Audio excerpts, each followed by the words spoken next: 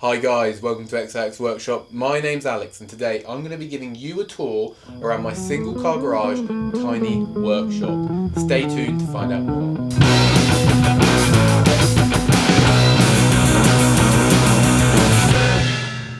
Now I set this workshop up about a year and a half ago, and ever since then I've kind of been tweaking, doing little bits, changing stuff around, and I think now I'm probably about 90% happy with the layout and the tools that I've got.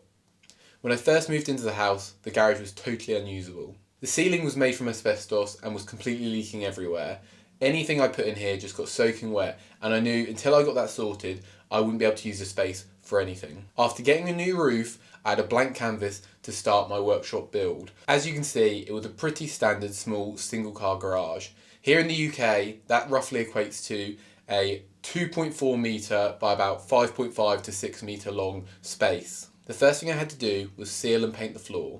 After that I went on to painting the walls and then moved on to putting up some stud walls. Once I had my walls lined, I was able to really get down to the fun stuff. The first thing was to build a workbench.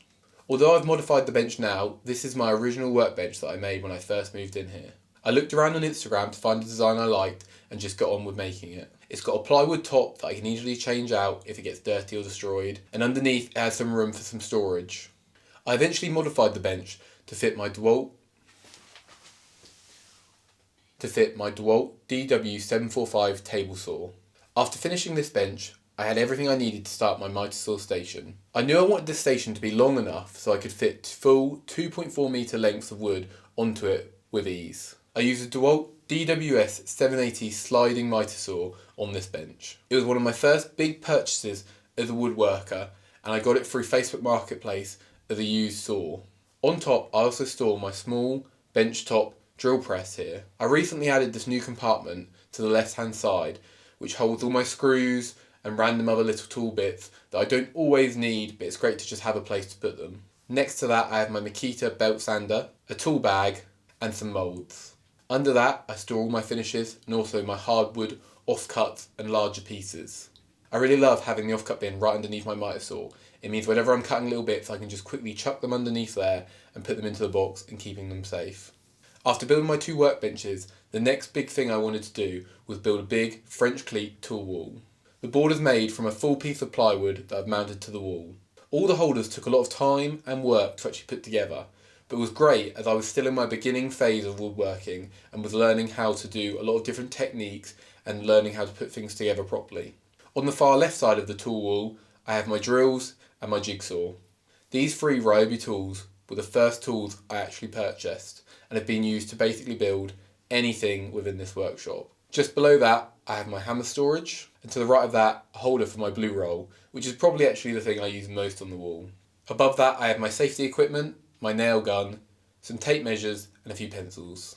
Moving further along I have my Makita random orbit sander, my DeWalt angle grinder and some Titebond free glue. We then have a Makita drill bit set, which I mounted to the wall, my router and router bits, a Craig pocket hole jig, some Bosch drill bits, a 3-piece set of Irwin chisels, way too many Allen keys, a Japanese hand pull saw, staple gun, a couple of hacksaws and standard saws, for some reason a hatchet, my standard set of screwdrivers, and my Aruba track saw. Now you might think that tool wall is enough, but I ended up making a second tool wall above my miter saw station. I like to call this my measuring, marking and planning board. It houses all my essential items that I basically use on every project. From paper, pencils, squares, rulers, masking tape, and most importantly, the thing that comes out the most, the calculator. Oh, and also the clock. It seems to go a little bit too fast most days. These bits were the first things that I really set up in my workshop.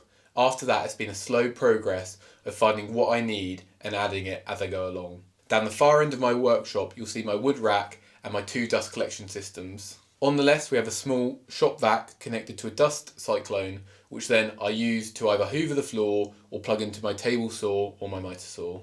And on the right, I have my larger SIP dust collector, which I mainly use for my thickness of planer.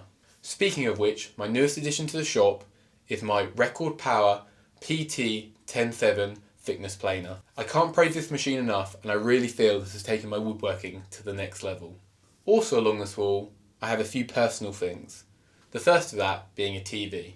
Most of the time, I'm standing here watching my other favourite YouTubers in their workshop. To the right of that, I have my Simpsons pin board. I actually used to produce a few of these pins myself and sell them for Instagram. Down the other end of the shop, I have my final wall, which I'm still working on currently. At the top, I have another wood rack, but this time for full 2.4 metre length of wood. Below that, I have my levels, a larger ruler, a few extra clamps, and my track saw.